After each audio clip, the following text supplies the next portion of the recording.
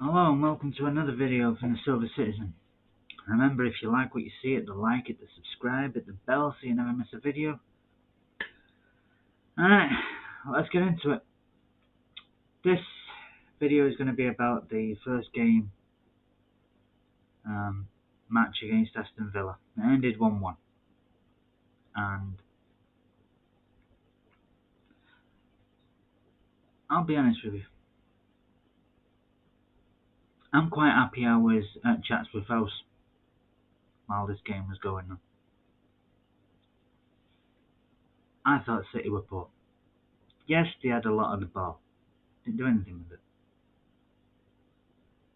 They had a lot of possession. They had good possession. The last decision was crap. Or the last pass let them down, more often than not. I can't remember who it was in the first half went to pass it through. If it had got through, De Bruyne would have been running towards goal in the box. Villa defender got his foot to it. Within 2 minutes of the match, Walker got played in. He's got Ireland in the middle to square it to. And for some unbeknown reason, at an angle, Walker decides to swing his foot at it.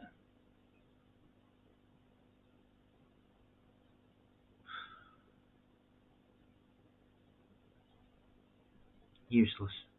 You've got a goal scorer in the area who stood in the middle of the box, in the middle of the net, squared it to him. Walker got a nosebleed and swung his foot at it. Crap. And that was basically the first half. City with a lot of possession, 4 shots, none on target.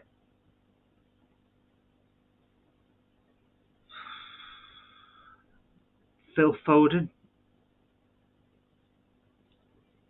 I wish to God he would run at the person and take him on. I mean, he was coming up most of the game against Ashley Young. Ashley Young has spent most of his career playing as a right winger. You're coming up against a right winger. Have some respect for yourself. Go to take him on. But he didn't. And I can't even say I'm surprised. Matty Cash was injured, limping, waiting for the ball to go out of play so he could finally get off the pitch. And during this time, the ball went over to Phil Foden probably about 5 or 6 times. And he didn't once run at him. The guy's injured. The guy's only staying on the pitch to get numbers until the ball can go out of play and he can get off. Run at him. Take him on. Do something instead of passing it back to fucking Cancelo all the time.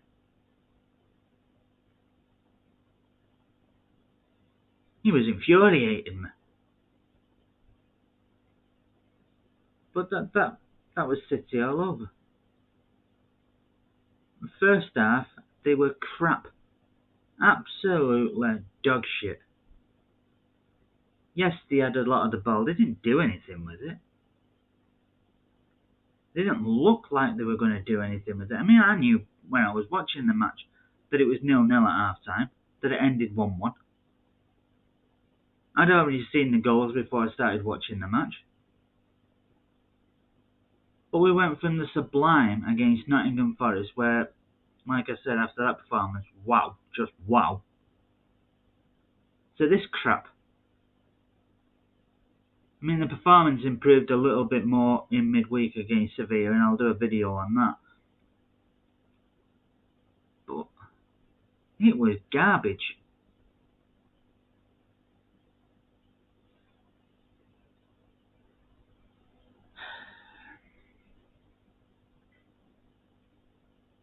I mean, there was a few passes that were coming in, and Martinez was quick off his line.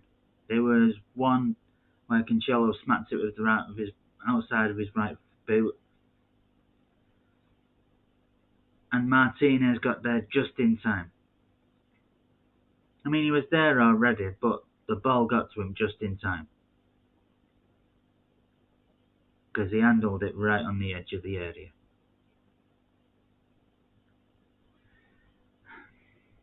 But nothing. Sideways, backwards, not going anywhere. Having passes to give forwards. Stones was guilty of it a couple of times. A pass to go forward, turns around, goes back to Edison.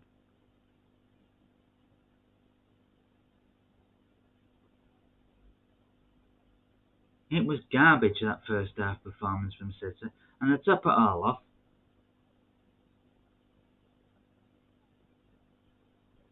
Villa had the best chance. You add up all their minutes of when they touched the ball in the first half, it probably equates to about a minute and a half.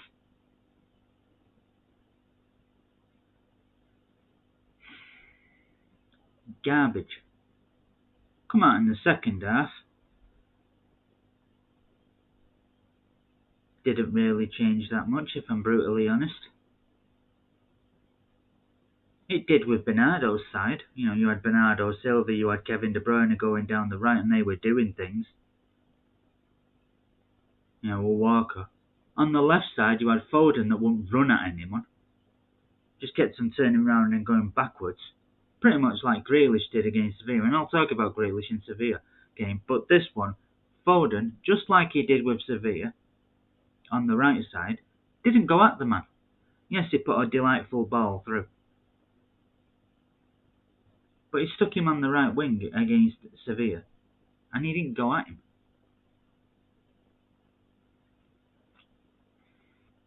But getting on to Aston Villa, he wouldn't run at him. He didn't have Cancelo behind him because Cancelo kept on running in and trying to help out Rodri. Why? You've got, in my opinion, the best holding midfielder in the league. He doesn't need your help. You put as a left back, play as a left back. You did against Forest, it's not as if you can't do the job. But no, he's always got to come in and play as a defensive midfielder.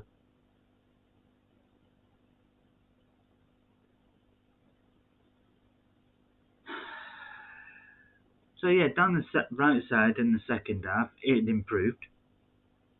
Couldn't get any worse, let's be frank. But it goes down the left. The same again, always. It comes out to the right, and then they actually start going at him. Beautiful cross by De Bruyne. And there's Haaland, 1-0.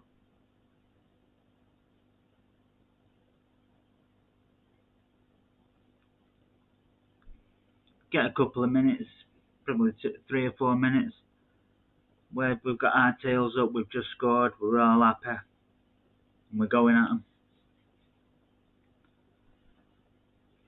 Died of death. Until he actually took McGinn off and brought on Coutinho, it died of death. And between the space of Coutinho coming on and Mahrez coming on was City's best part of the game. And probably the only part of the game that if you're watching it live, you're thinking, oh, a second goal's coming. You had a free kick by De Bruyne that hit the bar. We had a beautiful bit of skill by Haaland to get the ball, turn around and hit it. He was on target and he had 2 defenders in front of him and hit it between them. Goalie knew nothing about it, he just got lucky that it hit his legs. We had another chance by Haaland, right foot, going in. Good positioning and good save by the keeper. Did we have any more? I think there was one more, but I can't remember it off the top of my head, if I'm honest. But that was it within that period. And I think Bernardo kept on getting kicked And Pep thought, if I don't bring him off, he's going to be injured and he'll be out for a few months, and we can't afford that. We haven't got enough personnel to be able to afford that. So he took him off and he brought on Mahrez. I'm not blaming Mahrez, but within about a minute it was 1-1. And this is the problem you get with Cancelo playing left back. It's like when I train my kids at coaching. The right-footed players, if I turn around to them and tell them to go and dribble in and out of the cones going up, using nothing but your right foot, and coming back using nothing but your left foot, and always go around the first cone using your instep, the right-footed players will have no problem going up. Coming back does not compute. They're making mistakes. They're going on the outside instead of the inside. They're going past two cones, then having to turn around and come back. It's like they don't know what they're doing, just using the left foot. And the left-footed players, totally the opposite. That's what it is like with Cancelo. He plays on the left side. He doesn't really know where he's going. I think that's why he keeps on drifting in and playing as an holding midfielder. Because 9 times out of 10, his positional awareness at left back is his downfall. He's great when he's got the ball. When the other team's got the ball and he's playing left back, his positional awareness is garbage on the left. It improves a hell of a lot more when you put him on the right. And that was the problem with the goal. You've got Leon Bailey right in front of him. And he doesn't even spot him. I mean, can't remember who it is, it might be Watkins, has got Stones' number in front of him. So Stones doesn't know why he's there. It draws Diaz away. To make sure that if it goes to Watkins, he's not getting a shot. The person that Diaz is then leaving, Bailey, Cancelo's not aware of him. Now you can blame Diaz if you want, you can blame Stones for letting Watkins see his number, or you can blame Cancelo.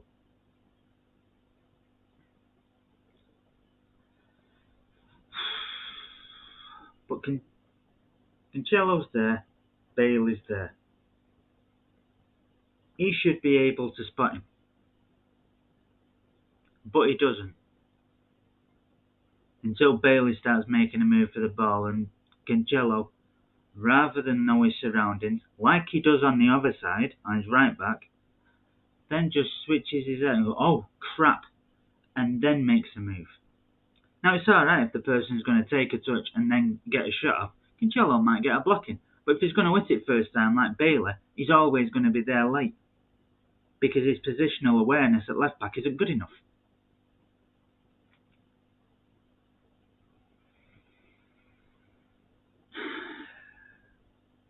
I know my brother might blame Edison.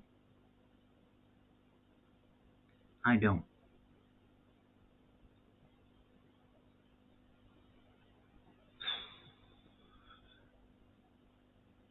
And I think as soon as that went in, Pep probably seen the instant as well. Because after that, Walker came over to play left back until he went off. Cancelo went to right back, and Diaz and Stones were still centre halves.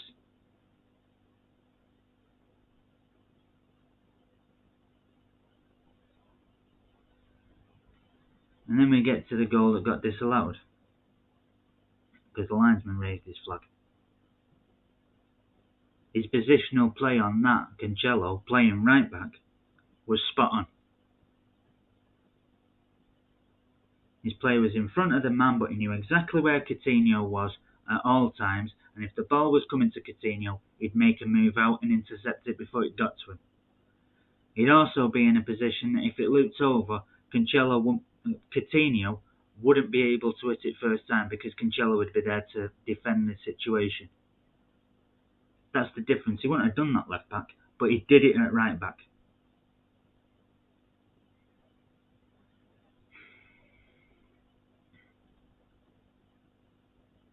As it turns out, the flag went up,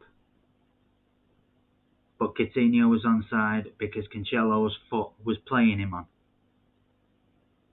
I don't think Coutinho would have scored that goal if the referee wouldn't have blew his whistle.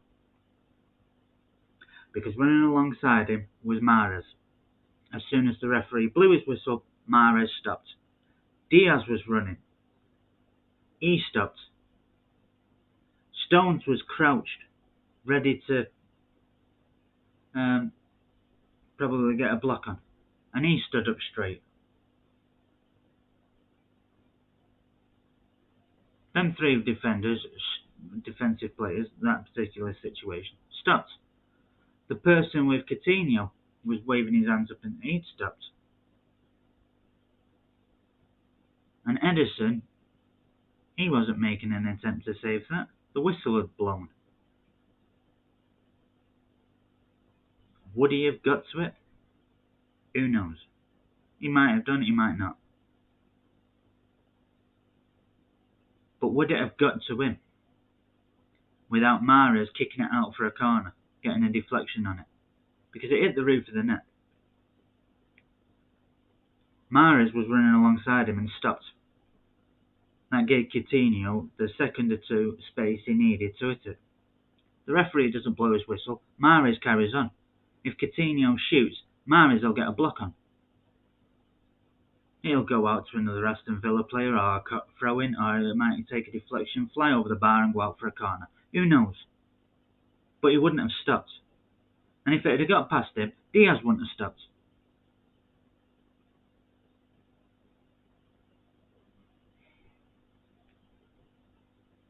Did the referee blow his whistle too soon? No. Because as soon as the linesman raises his flag, the referee will always blow it. Because the flag's been raised.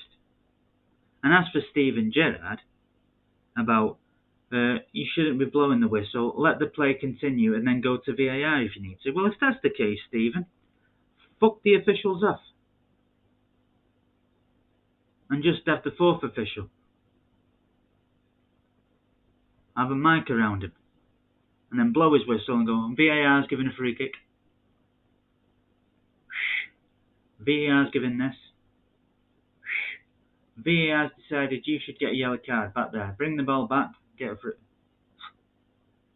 It's refreshing to see officials actually make decisions.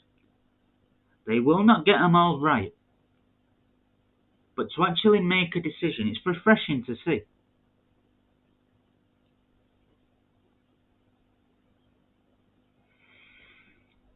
Now, we got away with it with the linesman raising his flag because he wasn't offside. But it's refreshing to see a linesman make a decision, right or wrong, make a decision that he feels is made right. Same with the referee. He sees what he considers a foul and blows his whistle, rather than waiting until the play's finished and then blow his whistle and go, do you think that was a foul, VAR? No. It was as refreshing to see the officials in this game actually make a decision that it was Michael Oliver walking over to the screen and turning around to VAR and going, no, I got that right. I'm sticking with my original decision. And that's how it should be.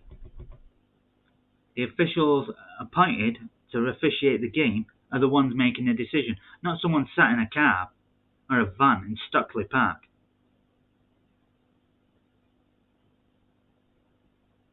Yes, the decision to call him offside was wrong.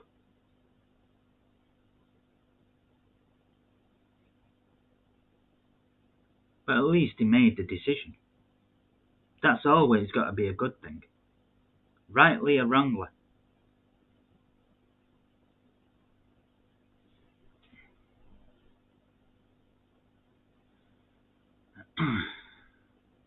I've got no problem if the referee linesman leaves his flag down and VAR were to look at it and say that's offside.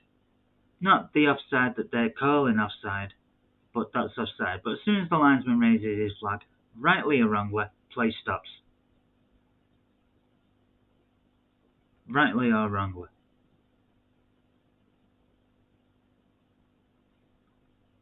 The linesman leaves his flag down, the ball goes in, and it's offside, it's offside. I'm not talking like they do at the minute, half a foot is offside, so the thing is offside.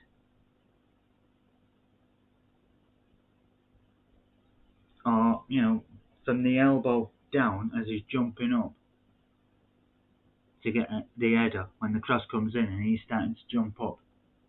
His arm is offside, so the linesman, oh, well, that's offside. No. The whole body's offside. But anyway, it's refreshing to see officials making the decision, rightly or wrongly. But I thought City were garbage. They were crap in the first half. They didn't start the second half any better. The goal woke them up a bit, gave them a bit of a lift, an uplift, but then everything sort of like died of death. Then there was a 5-minute period between Coutinho and Mahrez coming on, where City could have doubled the lead about 4 or 5 times. After Villa equalised, Villa were the better team. City couldn't keep the ball.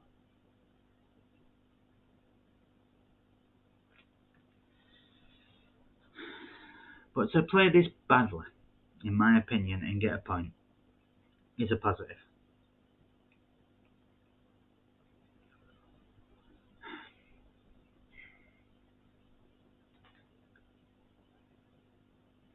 I look at our opening 6 games we've played. I think we've played excellent in one. That was Forest. We've played garbage in 2 of them. Villa and Newcastle.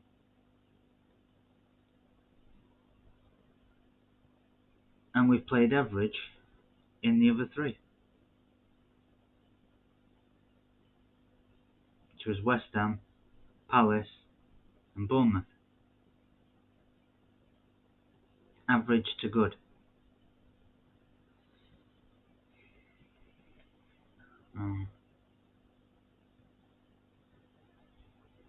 But no. We all know the game against Spurs is postponed. But we need to improve our performance against Wolves in the Premier League on Saturday.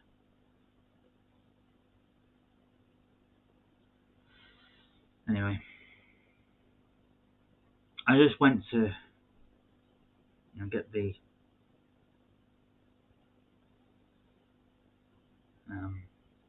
match for West Ham.